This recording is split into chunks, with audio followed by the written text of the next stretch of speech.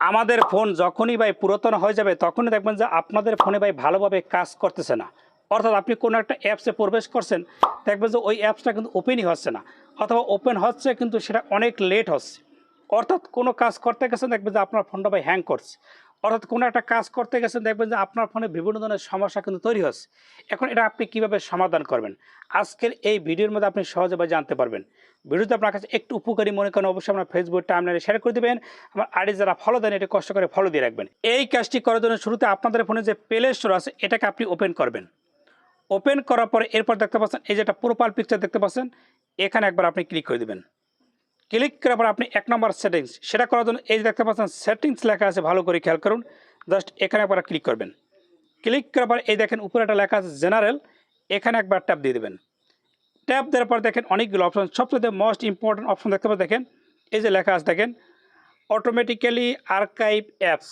দেখেন এটা কিন্তু অফ করা। আপনার কাজ হলো জাস্ট এটাকে আপনি অন করে দিবেন। আমি এটাকে অন করে দিলাম। অন করলে সুবিধা হবে কি, অর্থাৎ আপনার ফোনে ইন্টারনাল স্টোরেজের জায়গা বৃদ্ধি পাবে। আপনার যতগুলো অ্যাপস আপনি ইনস্টল করেছেন ওই অ্যাপসের জায়গাগুলো কিন্তু কম খাবে।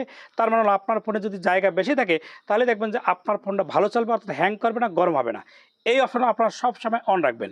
এরপর হলো 2 নম্বর সেটিংস, এটা করার জন্য শুরুতে আপনাদের ফোনে প্লে স্টোরে আবার চলে যাবেন। এরপর আপনি প্রোফাইল পিকচার আবার ক্লিক করবেন।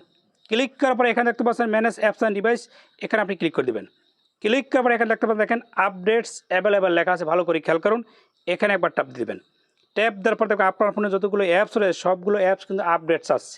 আর আপনার ফোনে যতগুলো অ্যাপস রয়েছে যদি আপডেট চাই সবগুলো অ্যাপস আপনি আপডেট করবেন। যদি আপডেট করতে পারেন দেখবেন আপনার ফোনে অ্যাপস প্রতিটা অ্যাপস ভালোভাবে কাজ করবে, নতুন নতুন তথ্য আপনি পাবেন। অর্থাৎ সবসময় কিন্তু আপডেট রাখবেন, তাহলে আপনার ফোনটা ভালো চলবে। এই কাজটা করার জন্য এই যে উপরে দেখতে পাচ্ছেন দেখেন আপডেট অল লেখা আছে, ভালো করে খেয়াল করুন। আপডেট অল, এই যে আপডেট অল দেখতে পাচ্ছেন, এখানে একবার আপনি ক্লিক করে দেবেন। আমি এখানে ক্লিক করে দিলাম।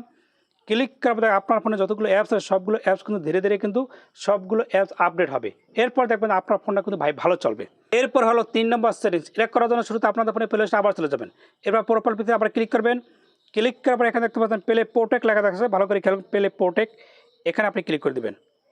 ক্লিক করার পর দেখেন এরকম চলে আসে। এবার এখানে বলতেছে আপনি স্ক্যান দেন, অর্থাৎ আপনার ফোনে কোনো ধরনের ভাইরাস আছে কিনা, খারাপ কোনো অ্যাপস আছে কিনা, খারাপ কোনো ফাইল আছে কিনা, জাস্ট আপনি স্ক্যান দেবেন।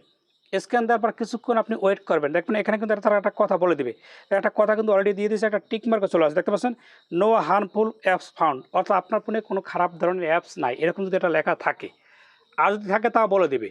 এই কাজ যদি আপনি 3টা করতে পারেন আশা করি আপনাদের ফোনে কিন্তু ভালো চলবে, ফোনে কোনো ধরনের সমস্যা হবে না। ভিডিও যদি আপনার কাছে একটু উপকারী মনে করেন অবশ্যই ফেসবুক টাইমলাইনে শেয়ার করে দেবেন।